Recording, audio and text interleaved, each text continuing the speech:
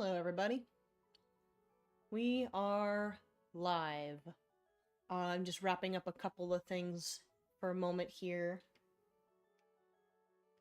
But we'll be ready to really start in earnest soon. So I hope everybody is having a lovely weekend. I also hope that anybody watching from the Discord has seen the picture that we're going to sort of go over together. I posted it in resources. It should be a bunch of pumpkins on a rock.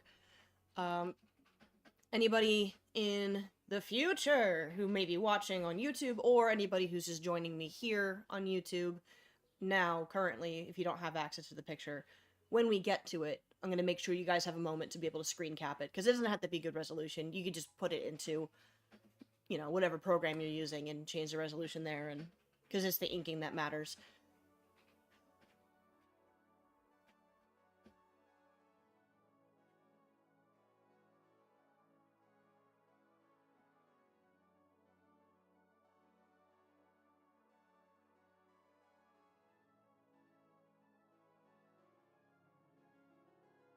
Ah, sorry, I've got coffee. Good old coffee.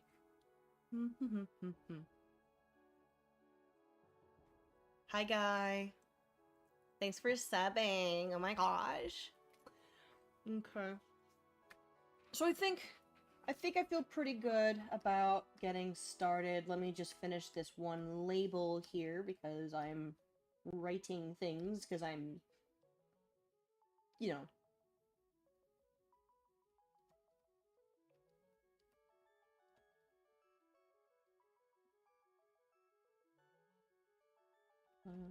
And there we go. Okay, so let me go ahead and take that privacy screen. Gone. Hey guys. Hi. Okay. Thank you guys for joining me today. So typically, you'll see when I stream, I have a gray background, but I figure since we're working with inks today, I don't want there to be any confusion when I talk about values. So for now, I'm going to use white. So sorry if I'm blinding you, but here we are. So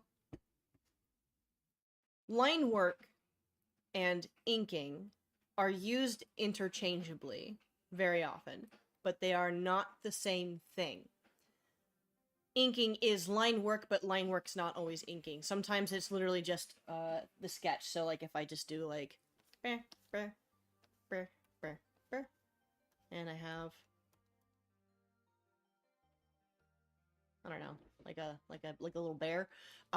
If I color this, this is not this is not inking. It's not even good good line work, to be honest. But some people only use line as a means to an end and not necessarily as the sort of entree, you could say. So everything I'm talking about here is about using your lines as an entree. It is not your support. It is not the healer of your team. It is scaffolding. It's like it is heavy duty foundational stuff. So if you just like sketch stuff, there you go. That's fine. So the first thing to know about inking is, for the sake of this lesson, it is binary. You have ink, or even if you're using color pencil, if you use it the same way, it's just intent.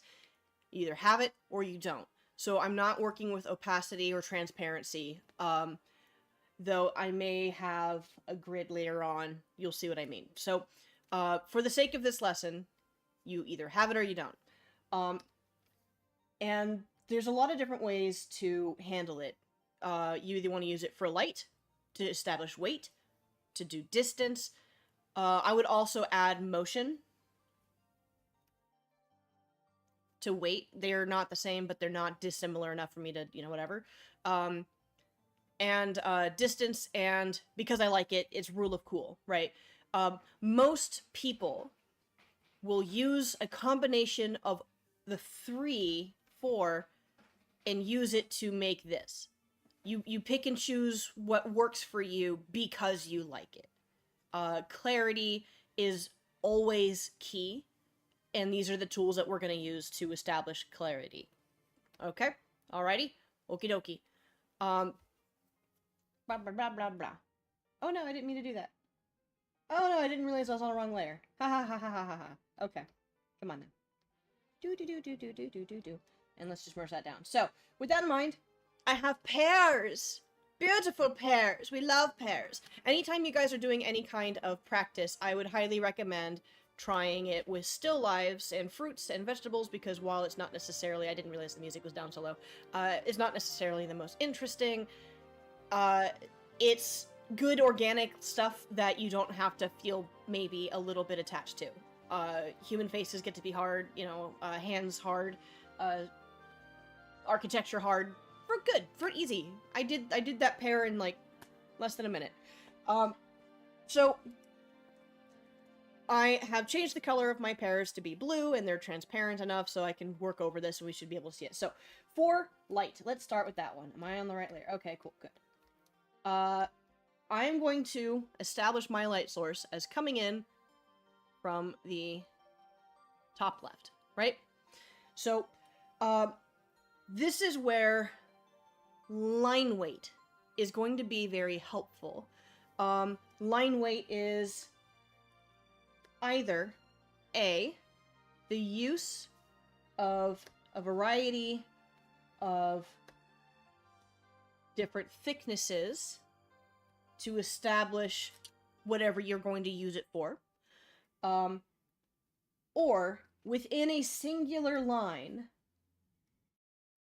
that taper, right? So they are the same thing. It's just the use is different. You're either coming in with, I have thick line, and I have that next to thin line, and they are very different, or they are attached and there's some sort of tapering to it. Again, the most likely scenario is that you're going to end up using a variation of both at any one time, because I like it, because you like it, because whatever. Some artists use one or the other, it's just cuz. So, with that in mind, for the sake of expedience, I'm going to just do it this way. So, in this case, less line is light, more line is dark. This is my ratio. And so, as I line this out with control that I have, I will primarily try to keep this. I'm just going to do this in the way that's going to make it go faster and be lazy and use stabilizer.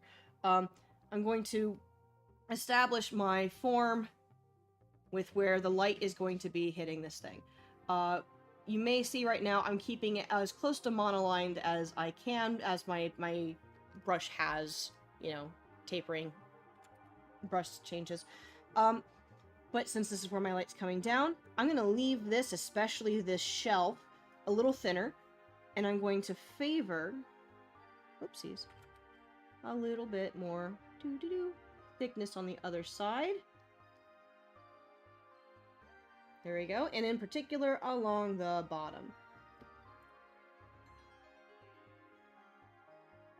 And that's it. There we go. Problem solved. This is your bare minimum.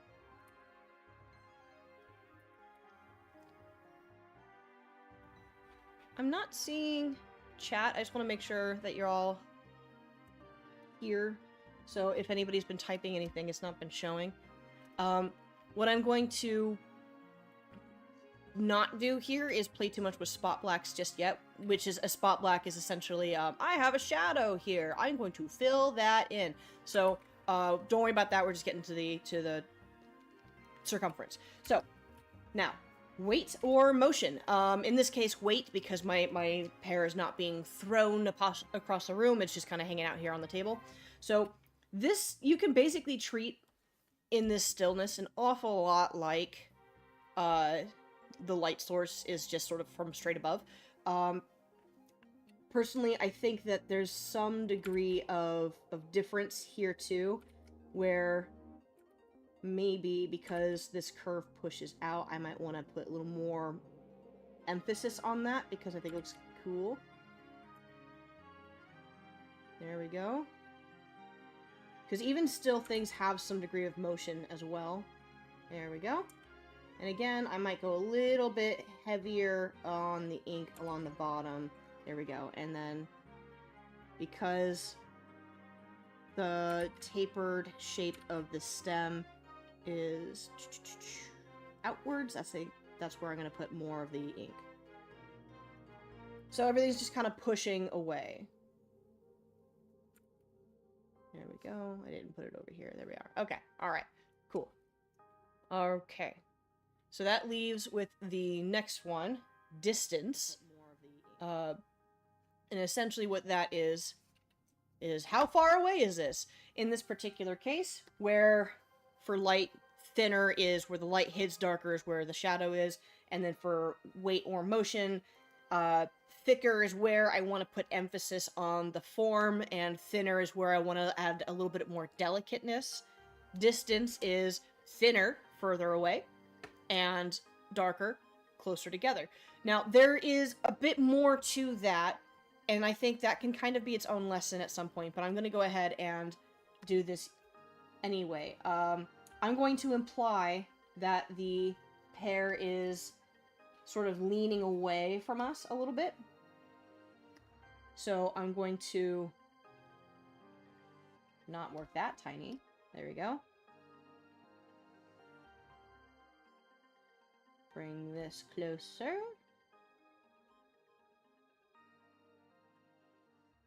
A little bit skinnier. You see, I'm making sure to show this little T-cross here where the overlap is. Okay. And then thinner still. Whoops. Thinner still.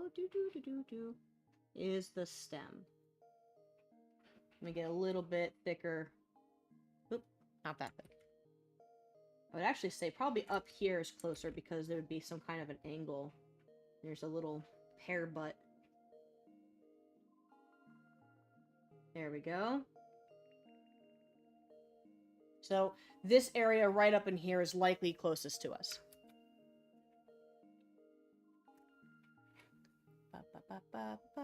Okay. All right. Welcome, Cody. You are late. See me after class. So just a quick overview. Again, light, thinner is where the light hits. Dark is thicker where the dark is. Weight and motion. You want to put emphasis on the part that has, I guess, the most mass, or where the motion's coming from. Motion itself, like if we do like a pew, pew, pew, we can get into that on a separate point too. I just want to get some ideas down, essentially. Distance, thicker, closer, thinner, further. And just because I like it, I just think it looks really cool. It's just kind of whatever. Like, you literally just... I like emphasizing here. Okay, cool. Maybe, for some reason, you like the idea of stylizing and exaggerating and adding some extra shape to it. It literally is just like, because I can, right? And just as I said, you're likely going to end up doing this in tandem with these, right? So with that all said, there is something going on here with each of these that is also important to know, that we're going to go over a little bit more later, but I wanted to introduce it now so that it's in your mind, because it's a really important aspect, and that's ratio. I have established on my first pair that this is the thinnest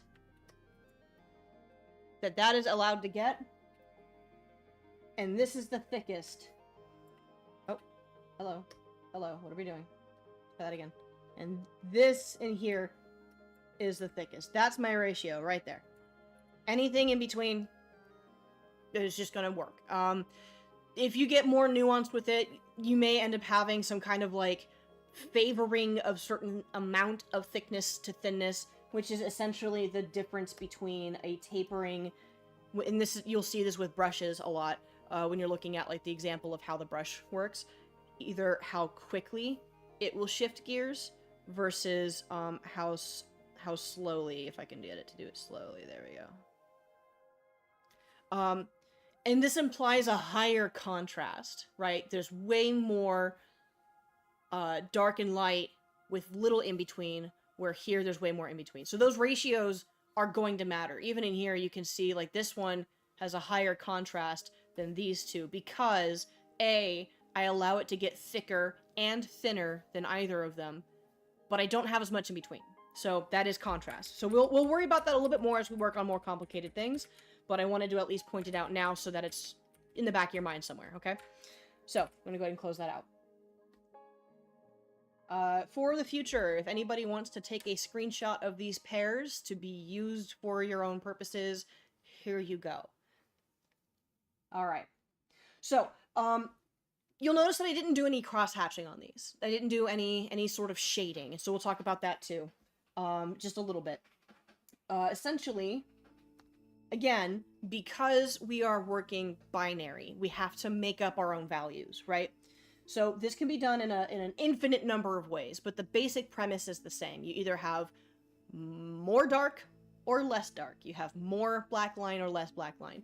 I have here a gradient that I made up. You'll find that if you buy other art supplies that have their own gray set, like Prismacolor pencils or certain paints or markers or whatever, they will probably not be using the same gradient for you to have access to, or they'll have more options. I chose this out of habit. So I've got 10, oh, I'm pointing with my finger, ha ha ha. 10% gray, so there's only 10% black, it's a 90% white. 25, 50, 75, and 100% that's black, and obviously white is white. Were I rendering and painting in a grayscale or a gray wash or whatever, that's what I would use out of habit. When I was growing up, my dad and his dad would both do inking, and they would basically create jars of ink with these pre-measured out gray washes. But other ones will have like 30%, 60%, whatever. So it really is dependent on what you want. I just think this limitation's helpful. So, when you are doing inking shading, again, we're not dealing with transparency for the sake of this lesson. These are just examples of kind of a goal if you squint your eyes. There's a number of different ways that we can create shading or texture or whatever. Some of you guys are probably already familiar with this. A lot of this is going to be repetition because I'm sure everybody's read this somewhere, but you've got cross-hatching, pointillism, lines, shapes, you throw it up on the page and you've got it. The idea is the same, which is I'm going to do the lazy bones method. So here we go. What am I doing? This one. Lazy bones. Okay. So essentially, if I were to take this, let's just say cross-hatching, that is using lines to create value. Here I'm using one form of line, and there are two main ways to create more value. Way number one, add more lines. There are two ways to add more lines. You can either literally just add more as such, or you can do what the name implies and crosshatch. So let's just say I do, or you can do both. Really, it's going to end up being, again, a mixture of things as you guys do it. I still have stabilization up. I don't like that. Okay.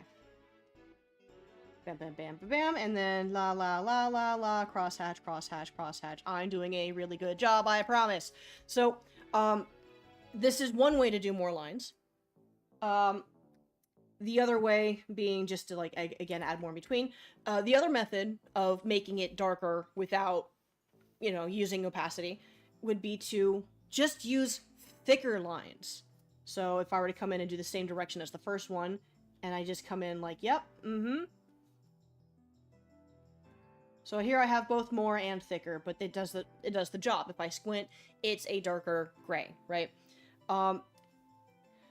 The kind of purpose of having this grid here is so that when you are practicing on your own, and I highly encourage you do, please take a screen cap.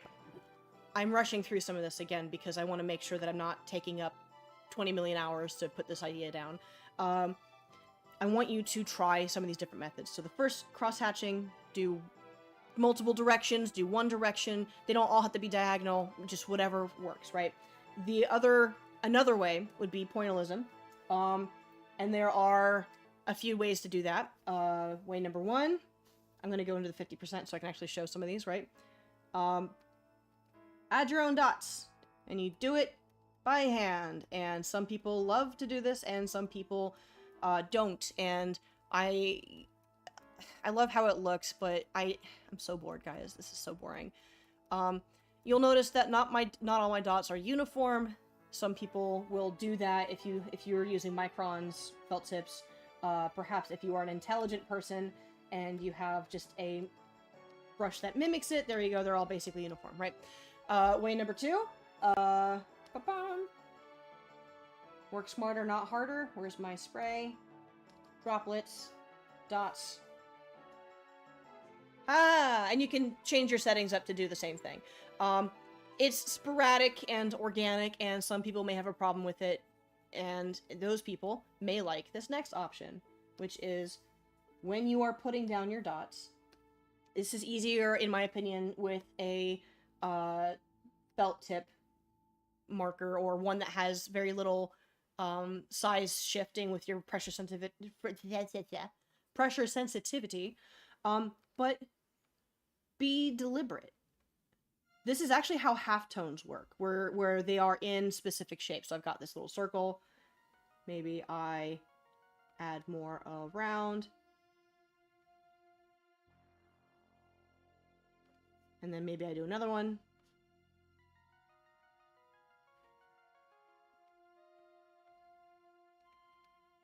But you kind of get the picture. Like, once you get organized, there's a certain effect with it, right? And personally, I think this looks really cool. I love seeing it when people are able to do this and make it feel like you can see the pattern without really seeing it. Like, you'll kind of see hints of it. And again, the idea still comes down to more dots is more dark, fewer dots is lighter, right? And then there is, we got cross-hatching, we got pointillism, we have just random lines. I think there's a name for these. I have to be honest, I don't actually know if there is. Where they're just all in different directions. But again, the idea is the same. If you want it to feel darker, you either have more lines or thicker lines when you do the same thing all across the board. This is the weird thing with inking, is a lot of it is extremely straightforward. As you have more things you want to do with it, it gets a little more complicated, because it's not what the puzzle pieces are to create the thing. It's the myriad of ways that you can use those methods. Because this is all one method. You have more lines or thicker lines, and no gray. You are making gray. It's just that. Okay. So, this is where we can also start talking about texture. Obviously, I've been using some really smooth brushes that don't have a whole lot of change to them. They are simply smooth. This one, what's happening is when I slow down, it gets thicker, where the one I was using before, that was primarily a choice if I made it thicker or thinner. This matters, because it will have an effect on your line work. So when you're doing any of the practices that I point out that you can do, I want you to play around with it, have some fun, toy around, see what works. Just like painting, if you want more textures, there are two main ways to create more textures. You either sit and you make it yourself. So if I have, for example, I have a rock, and that rock has moss on it, because it's a cool rock and we love it. It's a great rock, guys. Look at it. So I can either create the texture myself, and here I'm kind of moving with the form a little bit for this idea, or I can use a brush that has a lot of texture on it. Let's say like this feels too gray. How about this? It's got gray on it, but the idea is the same, right? You just use a messed up brush. And if you're physically painting, you either use a nice brush or one that you chewed on for an hour, and you get results either way, right? You just make tools and use them. So when it comes to form and all of these shading methods, this is where it gets a little bit weird, because you have to kind of think about what you're working with. Personally, I like making my own textures. I just think it feels better. So that's what I'm going to do for this, right? I have my rock. She's beautiful. The best rock in the world, okay? All right? Don't be mad. Don't be mad that you don't have a rock like her, okay? This is what I would refer to as a monolined piece. There's a little bit of tapering in these two parts here, but otherwise everything's roughly the same thickness, right?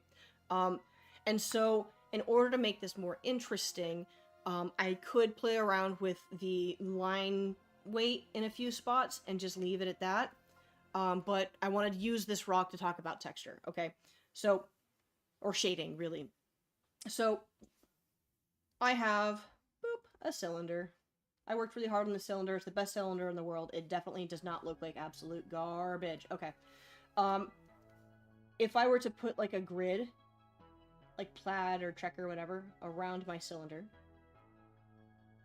it would look like this.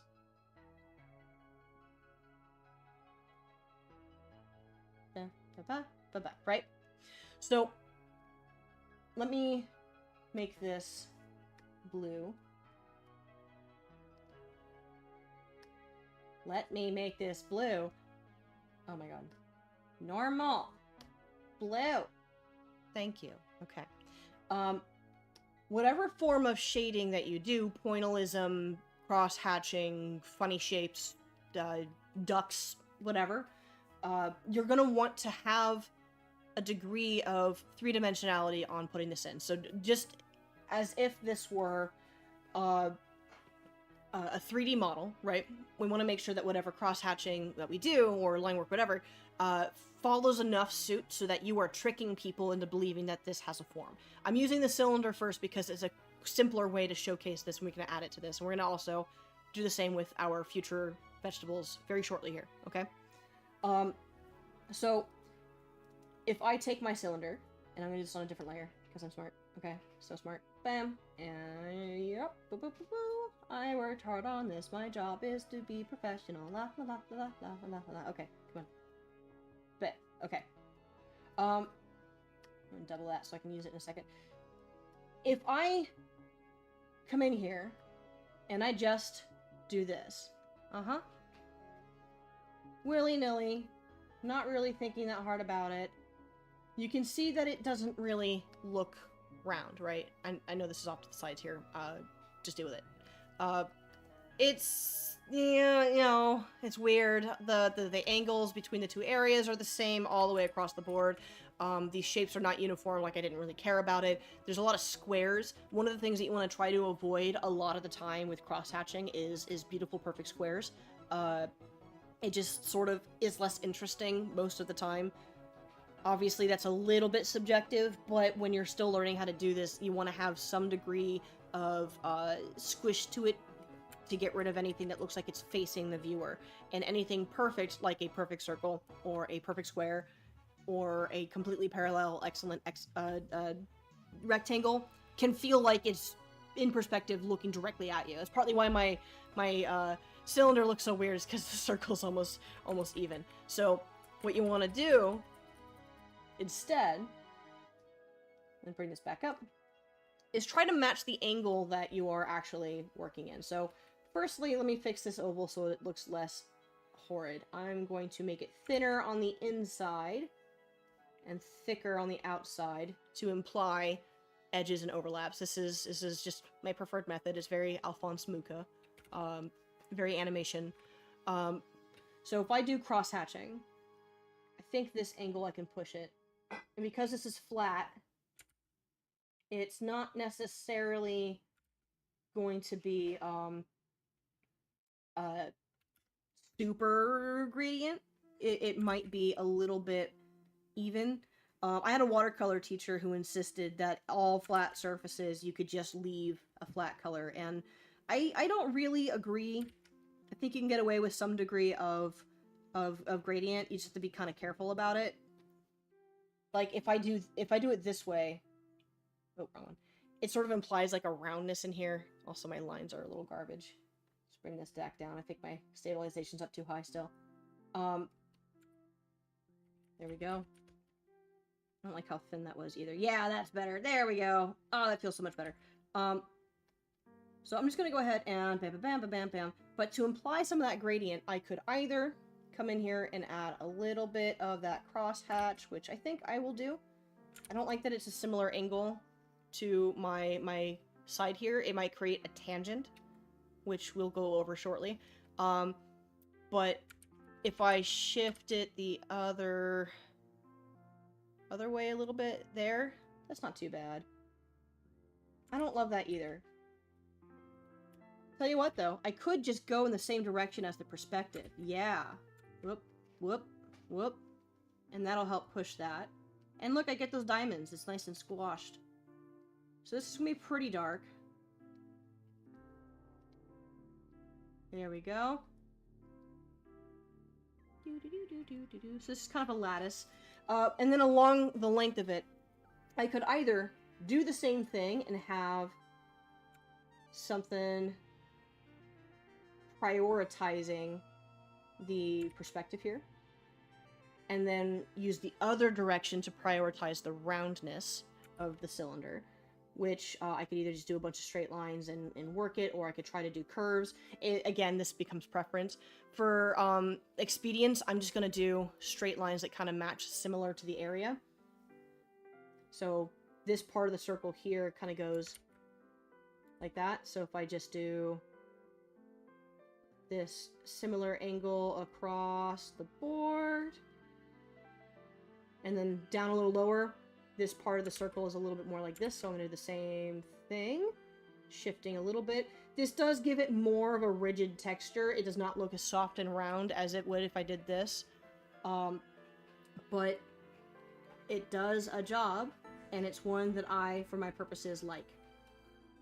So when I turn that off, I have this. It looks very much like a log. I am speeding through, so when you are more careful about things, you'll avoid stuff like this, where there's like uniform, uniform, uniform, bleh, uniform, uniform, uniform, bleh. So if you're taking your time to really build it, whoop, and you give yourself tools that give you more control, there you go, you won't have to worry about these kinds of mistakes, right? So I really want to emphasize, when you're doing this on your own, you don't have to move quickly, and you don't have to finish fast. Speed is an industry thing. There's also a very subtle, thin line in between working quickly and working deliberately. The great thing about art is that it's easier on a technical level, in my opinion, to fake it till you make it. And that fake it specifically referring to confidence and deliberate action. So if you're going slowly, you are more likely to end up with something a little wobbly. That's not a bad thing, it's simply a thing. You either want it or you don't. So if you don't want it, you gotta go a little faster, which means that you have to actually be a little confident in what you're doing, which is also partly why I think it's good to practice this with pencils. Not because it's necessarily to erase. I actually don't want any of you guys to ever erase when you're doing this. I think the better thing to do would be to accept your mistakes, eat them, and become stronger. But because I think pencil feels like it's okay to make mistakes, so you gotta trick yourself. But if I just go faster, and I actually look at my screen and not the stream screen, boop, it's smoother, right? And if I go really fast, I might lose control, right? I wanted this to be straight, so there's an in-between. You gotta find what your in-between is and work with this. Learning how to do good, even lines is a very helpful skill to have, and that includes with and without pressure sensitivity. It includes with and without curve and taper. So these are things I'm going to be like giving you guys different warm-up ideas and practices at the end of this, but this is essentially the main thing I want to share, is just these core elements. There's one last core one that I touched on, but I didn't actually show and explain. There's actually two of them. The first is tangent. A tangent is when an object or pattern or something else that you've drawn shares a line or edge or corner or something adjacent with another thing. And most of the time that's fine, right?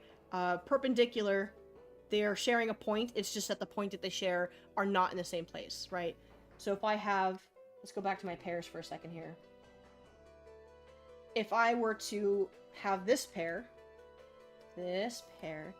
beautiful pair, on a table, and there's a vase on the table with it, let's just say, boop, boop, boop, there's my table, la la la la la, and here's my vase, it's back here, and it's one of the vases that has like a rounded bottom, it's a similar shape as the pear, right?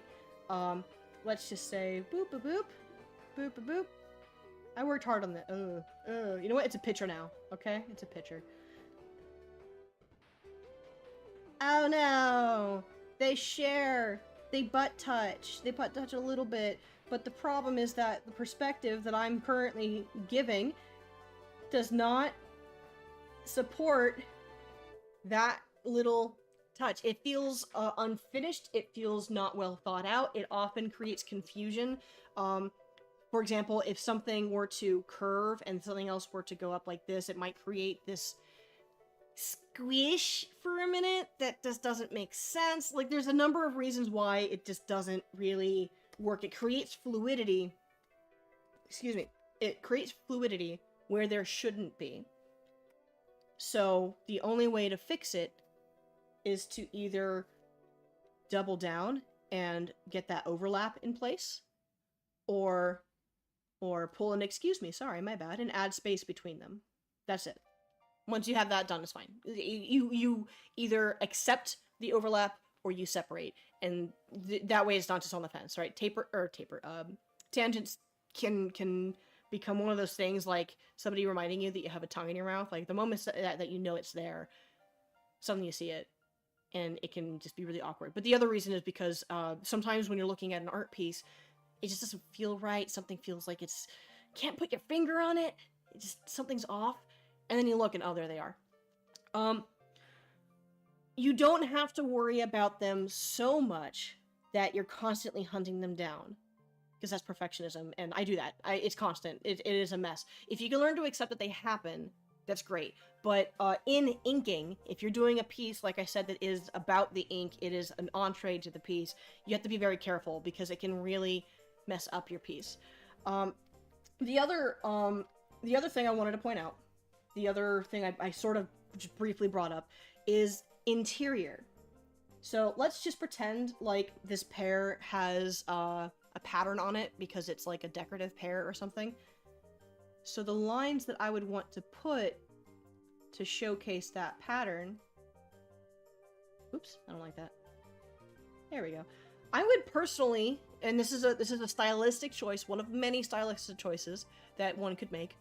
I would personally want to have it have a lesser ratio than the exterior. So I could still get the same amount of thin to thick, right? I would not want to make it so that this is absolutely thinner. Again, preference, some people go really thin and it still works fine, but it's still a contrast thing. But what I would do is create more of that middle ground between the thinnest and thickest I go. Does that make sense? That I'm still working from the same thing, but within here, it might get similarly thick to what's underneath it or nearby it, but it's not going to get as thick as the outside. And the reason for this, to me, I think it feels very clean. It places it on the figure rather than necessarily... Let me show you. If I make it just as thick as what's nearby, it just feels a little bit more cartoonish, and it makes it feel almost as much priority as the outside. It also implies that these things may be darker. So if I were to hand this to somebody to color, they may come in here and go further with what the intention is. So if I wanted to say, I want this to have beautiful pastel colors. So let's do like a cute soft green. Oops, let's make this go underneath. La la la la la la. And like a cute soft blue. It doesn't really look as fitting. It seems that now the line is part of the design and not a separation of the colors or pattern or whatever. So I like to be strategic with how much thinner I generally allow the interior of a figure get. This also goes for establishing overlaps, which we're going to go over now. Bam, bam, bam, bam, bam, bam. So, we have, this picture, which I have included in the Discord. I'm going to put this here at 100% now. If anybody wants to take a screen cap of this in the future, now's the time. If you want to work this with some transparency, when you put it into your program, set the layer to multiply over a white layer, and you can do that. If anybody's using Clip Studio, you can try using turn brightness to opacity and change the color. But for now, I'm just gonna thin it out. There we go.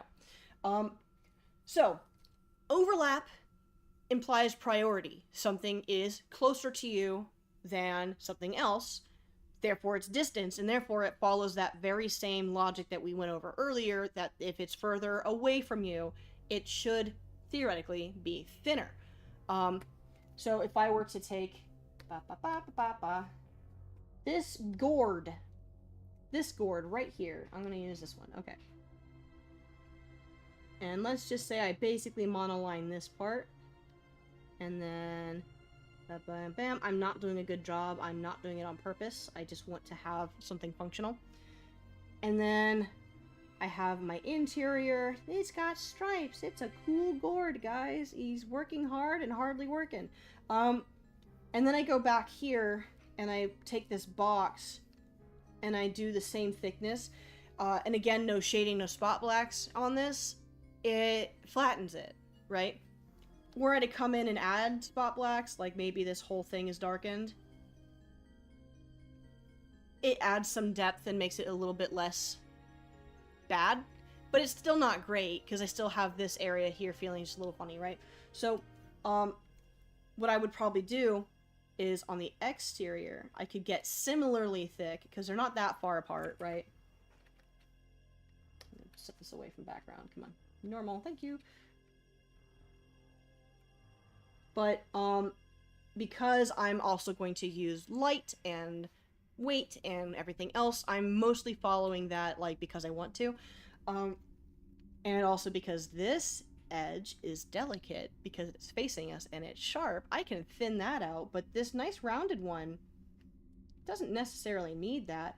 Suddenly the depth makes a little bit more sense. It's a little more balanced. It was wiggly. You know what, I think it's because I have my tablet like very vertical. I'm just gonna, there we go.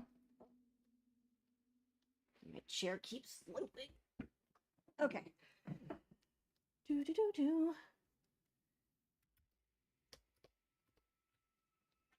There we go. Oops.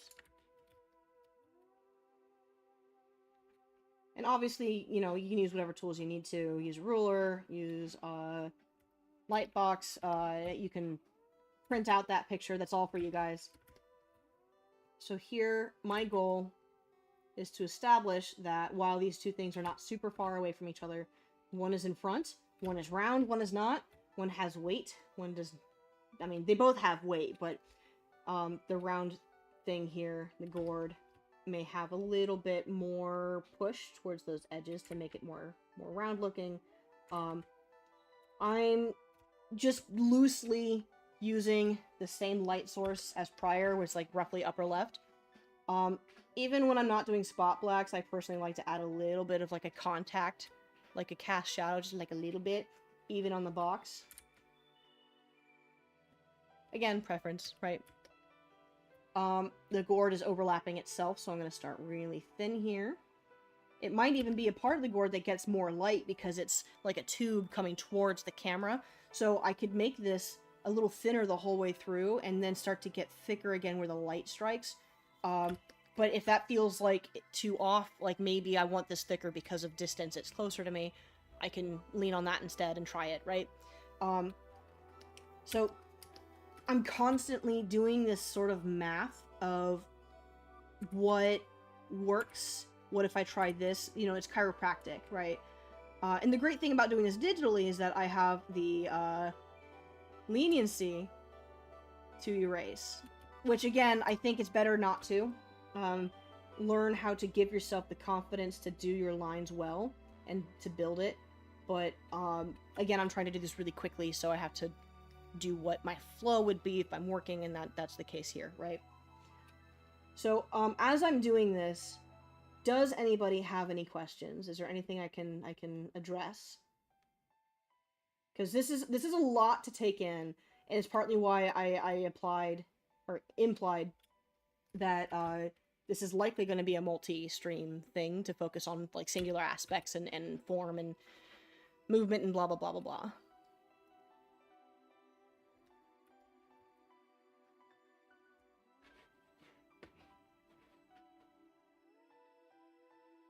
I'm gonna check Discord. I think I'm still... Yeah, okay.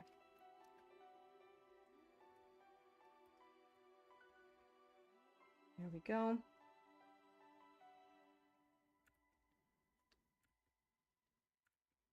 So when it comes to practicing line work, there's a few different things that you can do and should do. The first thing is anything that you can do to help you gain confident lines. And that primarily means any of the practices that I'm going to point out, you should do analog. Don't do it on your computer. Grab yourself some paper and a Sharpie or a felt tip pen or a brush tip pen or pen and ink. Like if you want to use a brush and actually paint it, that's fine. Whatever's going to give you control. The different types of tools you can use are going to come down to preference, because the actual physical usage of that tool is going to vary. So if you're using brush, you need a different kind of stroke and position and control than if you're using something that you can really lean on, like a certain types of markers and pencils and such, right? But the actual practices themselves are the same. Practice number one, just do it. Just draw yourself something that you can mess with, or print out this particular pumpkin still life thing, whatever, and just mess around. Don't be afraid to have something that you think is ugly. The more you allow yourself to, and I think I said this yesterday, the more you allow yourself to make what you would consider to be mistakes or something that you just dislike, the more you'll learn, that didn't work, or I didn't like that. And that's a really important lesson in pretty much everything that you do. Another way, if you're somebody like me who likes these big, long strokes, like really clean movement, and I would say this even if you're not somebody like that, if you just want more hand-eye coordination, maybe you struggle to keep a smooth line, or your hand shakes or something, I would recommend taking just a cheap lined paper. You can get them at like the notebooks at the dollar store or whatever. And this is what tattoo artists will do when they're learning how to keep their lines, and they've got to really pull steady because they're working on something squishy and loose, and it's permanent and it's on a person. But just grab a pen, any kind of pen, and in as few strokes as possible, trace the lines. And you want to do whole pages, just pages and pages and pages. Another one that is good to do is similar to this. This is a manga practice. I think I learned this from Naoki Urasawa's YouTube channel. But grab yourself a paper, grab yourself a ruler, and do the same thing. You're going to take your ruler and you're going to put it down 2 millimeters each time, and you're going to just try to eyeball it and just get as few strokes as possible to get that line in there. And so being able to just do that confidently, not fast, confidently. The implication here is that you can do it as fast as is comfortable. That's the important part. There's no time limit. You just need to be getting good results that works for you, right? That'll help too. And on top of that, not just straight lines. Do curves, do circles, do squares. One of the things you'll have noticed in my previous cross-hatching things is that I wasn't taking the time to be careful about where the line ends, right? So if you want to do better at that, and you ought to, give yourself some squares to work with, some different shapes even, it doesn't have to be squares, and just practice keeping consistent line weight and spacing, and start and stop as close to the edge as you can. Try not to beat yourself up if it ends up going over or not ending all the way. That's just where you're at right now. So all you gotta do is just keep at it and allow yourself to relax while you're doing this just a bit, okay? We're running out of time here. It's about 2:50, and I want to try to keep this at an hour. So, here's my assignment for you guys. And here's my promise as well. My assignment is to practice, and please share it. Please share with me your practices. It can either be these pumpkins, okay? And I just want you to go for it. You don't have to aim for anything in particular. If you feel like doing shading, go for it. If you want feedback from me on it, hit me up on Discord. Anybody in the future who wants to just comment down below, feel free, and you know, when I get it, we'll figure out some way that I can do like a critique or feedback or something, okay? But I want you to just jump right in. Some of you watching already have some information and maybe you just feel like you need to push. Some of you may have never done it before in your life ever. Either way. What am I hearing? Oh, that's a song. Okay, sorry. I thought there was like an echo on my mic. Anyway, point is, you just gotta do. You just gotta do and figure out where you're at. So another practice, again, for homework, I'd like you to do, just do your lines.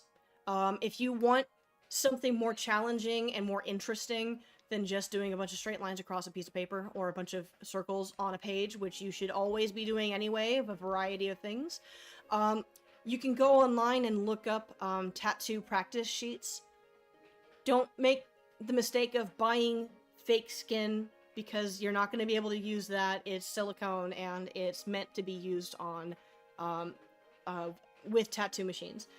So you want to get a sheet that you can download or copy or print, or it just needs to be on paper or a digital file that you can work with, because those practice sheets not only have lines, but they've also got shapes like, there's a bunch of stars, there's a bunch of circles, there's rectangles for you to practice your gradients in. And that's the next one as well. What you can do, going back to this for a second. Oh, I never actually did anything with that rock. Oh well. If you can get yourself to do gradients with your cross hatching, or, you know, hatching of any kind, you can learn a lot from that. So what that means is taking a rectangle and filling it from lightest to darkest with your method of hatching, whether you're doing straight lines or your crosses, or maybe you're doing a bunch of these fun curves like this.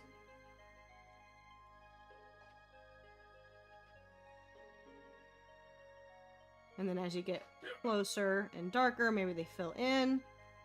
You know, just like whatever you can do to go from light to dark, and do a bunch of them in different ways. And the goal is to trick people into believing that what you're doing is creating light to, here we go, to darkness. And this is still binary, this counts. Look, I'm getting thicker as well as more, oopsies. There we go. This isn't 100%. So one thing I do want to point out with the gradient method of practice, I personally find it extremely useful to start by placing your 100%. Oh wait, sorry, my bad, other way. By placing an even amount of color. So let's just say, oop, that's not even. Let's just say I'm doing this. Basically even. And then build up from here. You'll see I left some alone up at the front here because that 10% is really tricky.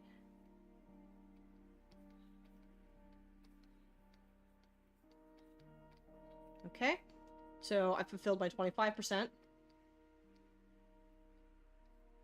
All the way across the board.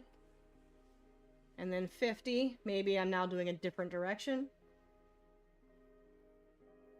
It doesn't have to be solid rectangles of things, like I did up above. It can be one smooth gradient.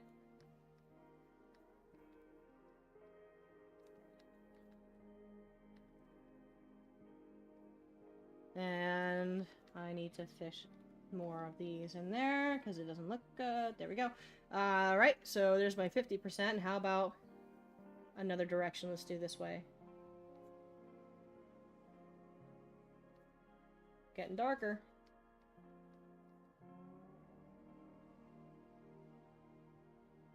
And that doesn't look like 70 to me, so I could probably go further.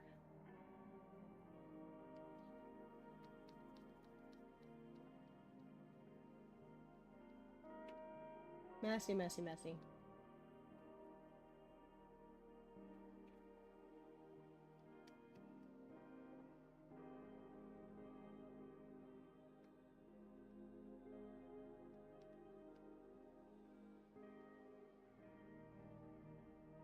But anything that forces you to practice finding what these values are just by doing. Whether they're connected, like my example, or if they're separated, like the bricks I have above, up to you. Personally, I don't rely a lot on cross-hatching. I love spot blacks. It's very clean. So that's just when you pop in, you know, your high contrast points, okay? So, there's a very quick overview of the basics. Absolute basics. Please, definitely, absolutely feel free. If you're practicing any inks, just hit me up. I would love to see. And if you want critique and feedback, just let me know, okay? So that is it. That is an hour. I fit a lot in. I think I'd like to do a stream where I just ink this and I actually take my time so that way you guys can like really see it in, like see it being fulfilled. I cannot do that today. As my partner is working from home today as well, and he's going to be in a call soon, so I think another day would be good, and this is something that I would also be willing to record and happily share if necessary. Please let me know if you have any questions before I hop off, and I will answer you, because I can.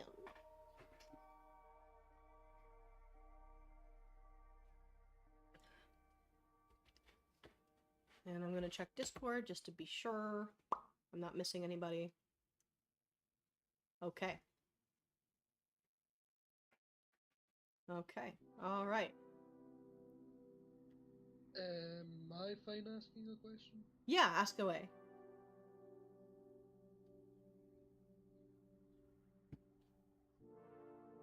What's up?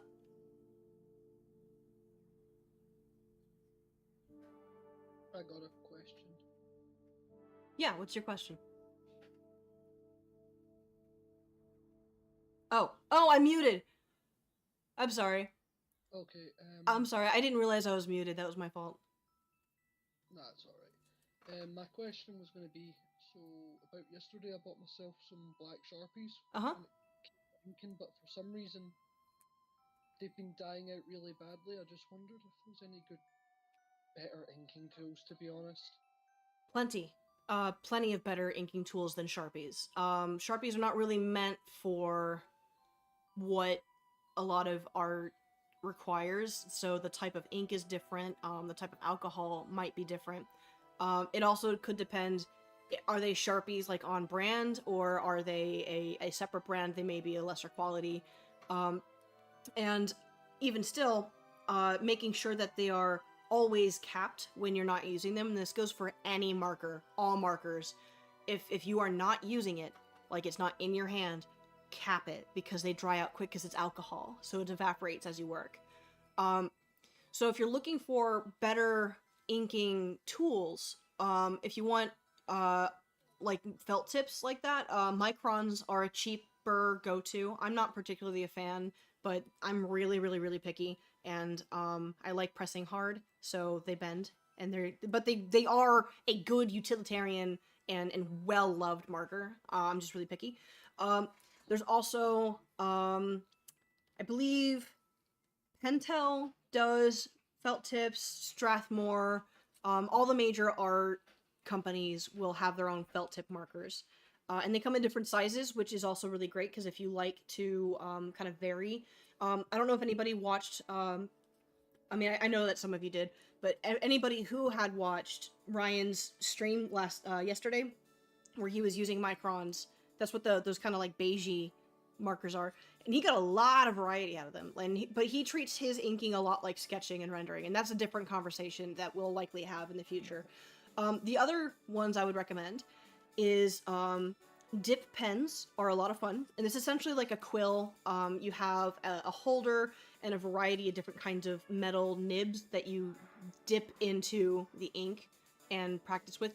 They have some maintenance you need to be careful of, such as keeping it clean, removing any sort of material that comes with the nibs. Like there's like a clean coat, you have to wash them before you use them.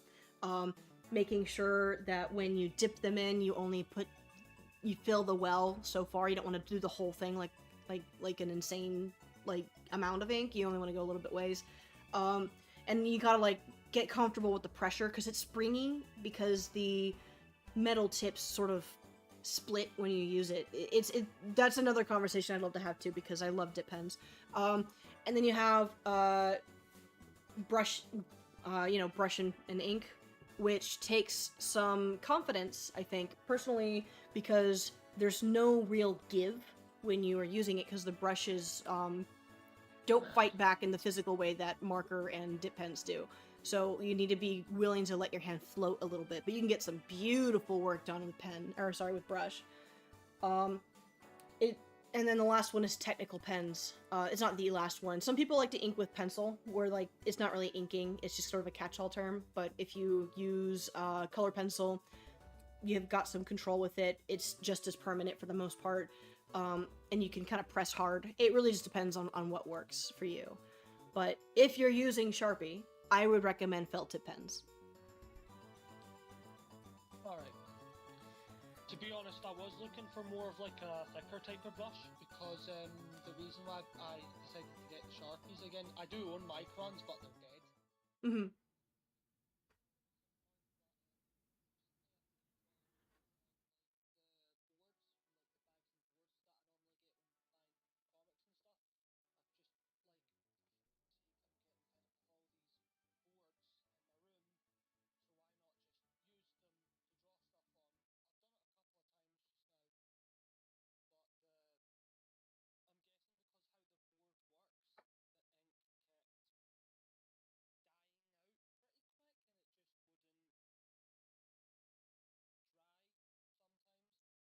What kind of boards? Okay, because okay, because you're right. The type of paper does matter. It can matter quite a bit. Some papers are thirstier than others. And they will soak up quite a lot. Others will be toothy and kind of damage your marker. Um, Others are maybe the fiber, like whatever type of fiber they use, is maybe more resilient to inks or what have you. So that is something to consider. Um, when you put the marker ink down, if you look at where it goes in, if there's any kind of feathering, like it's bleeding out with the fiber, I think that can be an indicator that it's a particularly thirsty paper. Not always. It's not the only method to check this, but um, when you are doing Sharpie, I think you could probably try some of the same types of paper that comic artists would typically use, like Bristol, or there is specifically marker paper. Blue Line's really popular, but that's kind of meant for comic page creation because it's in the size and margined out preemptively. Some people do art on the back of it too. Um, I personally love illustration board. It's a thicker thing, and when I work traditionally, I also like to use a whole bunch of other things like color pencil and marker and mixed media, so it can handle a lot. Um, I like Strathmore and I like Canson as my go-to paper companies when it comes to these sorts of things, but they're not the only ones. So I think Deleter makes some marker papers because, primarily they're manga suppliers, and so they've got some really good stuff. They also have halftones. Anybody who wants to ever try halftones, Deleter has them. They're expensive, but they are so much fun. I got really excited when I was unpacking. I found that I have halftones, so I'm going to be playing around with that pretty soon. I think you may find that is likely your issue, is that your paper is probably not meant for this. Same with your markers too, though. Yeah, yeah. It's a good observation, because I'm sure you've used the same markers on different paper before, correct? No.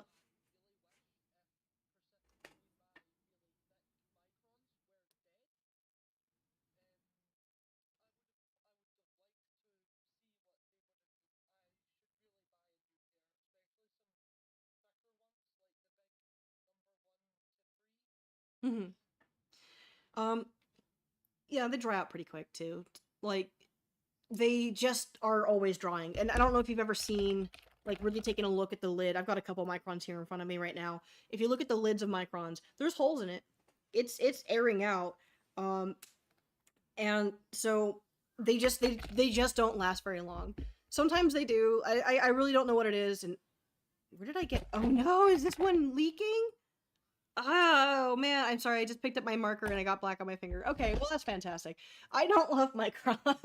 I love what it can do and I love what other people do with it, but I just have the worst luck with it.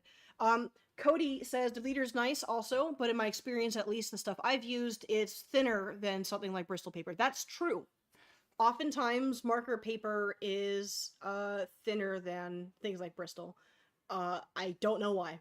I have no clue. I don't know what the material physically is. I know, like, watercolor paper is often cotton, but that's the extent of my paper knowledge as far as, like, how Bristol's different than what Deleter makes. I have no idea. Maybe it's bleached more. I don't know if that changes too much, but that does make the color brighter, which is nice, but okay. Please let me know if there's anything about today you would like specifically to get deeper into and with more time. I appreciate everybody coming out and being a part of this. I do personally think that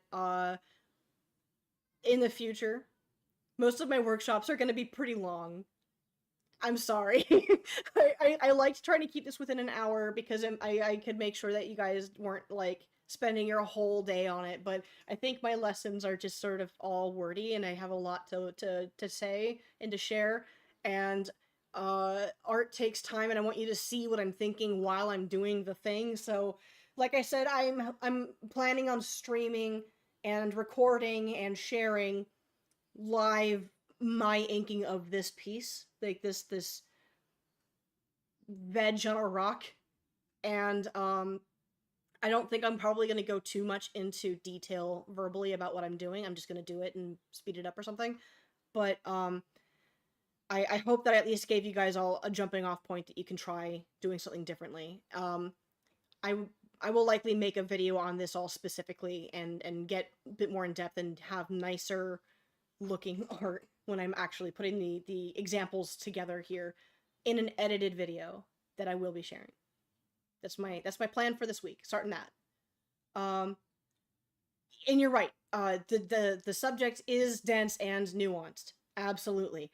It's also why I have the I think there's a few topics I went over today that can each be their own hour-long subject. Overlaps can, texture can, shading. The difference between shading and texture can blur a little bit too in inking, because again, like, if you want to have an example of an absolute master that's going to create eldritch levels of madness for you as the viewer to understand what I'm talking about, let me show you Bernie Wrightson. Before I go, let me show you Bernie Wrightson. This man is crazy. It's crazy good. So hang on.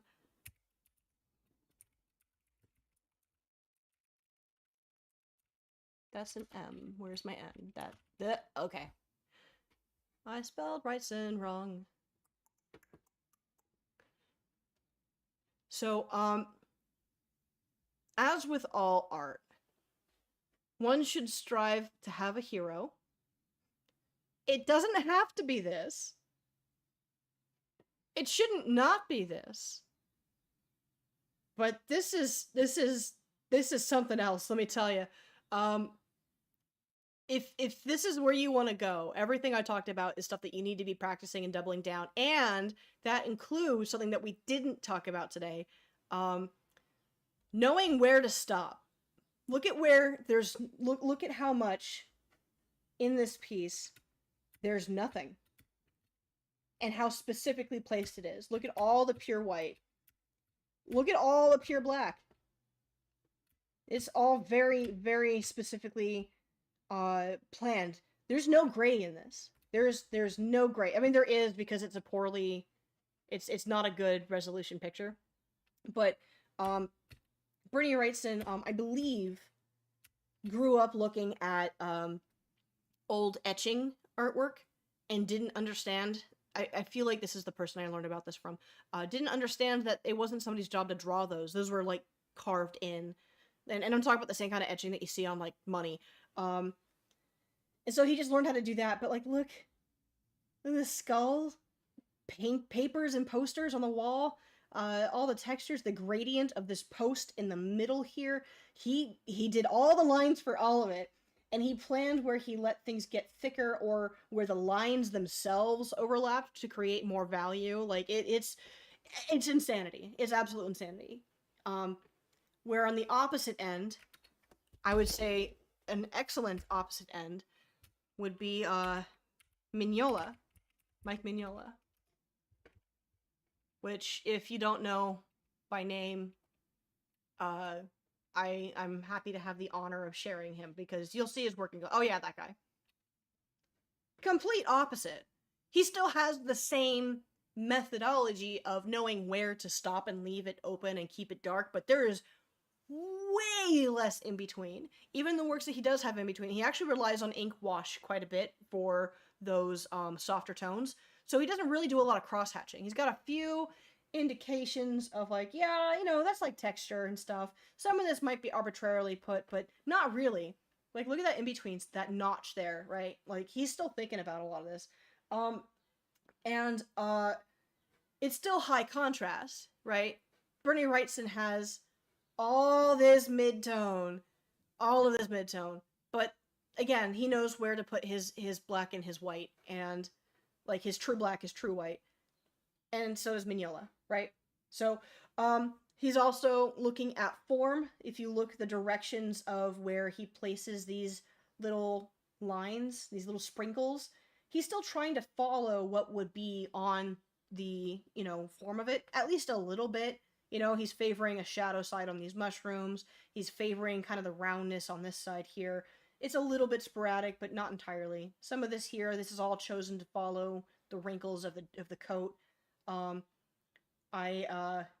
love the floating tentacle. Like, I know that it's sliced, but there's no action. It's just there. I love it. I think it's great. It just feels very ethereal. And then Wrightson, you look like, take a look at this vase here. He's following the curvature of that. It doesn't look glassy. It just looks see-through. But he's following the form of it. And then you look at the arm. I know it's hard to see again, but like, all of this is going in the same direction. He's not really following the form, except where those tendons are coming across the arm, he adds a little bit more thickness, and that indicates enough for him. It's all shape for him. Some of it's texture, some of it adds fluidity, but look, this is all up and down over here. This is all up and down. It's only curving around sometimes, but if you look here, it's flat shapes.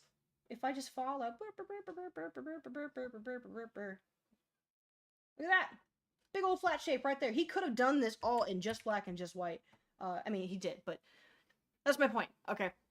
Anyway, it's complicated, it's nuanced, it's crazy, and I could go on forever and ever and ever. So, with that all said,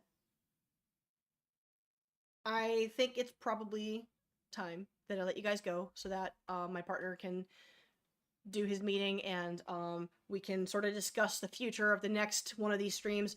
I feel very strongly that my next one is going to be longer, because I self-critique here. I like that I was able to go over pretty much all the things I wanted to at least touch on. I don't like that I didn't have good looking lines for it, and I wanted to be able to build those with you guys seeing, and it just takes time, and so it would have to be longer. I am planning an edited video, writing and editing and creating a thing to put onto my YouTube channel, and I will share it when I'm done, and it should go over pretty much everything that we did, but like maybe a little bit more intuitively. So thank you all for being my guinea pigs this weekend. It's been a while since I've done an online workshop of any capacity, and I am looking forward to seeing more line work practice. Please be doing that. Do it. Or Papa will be upset.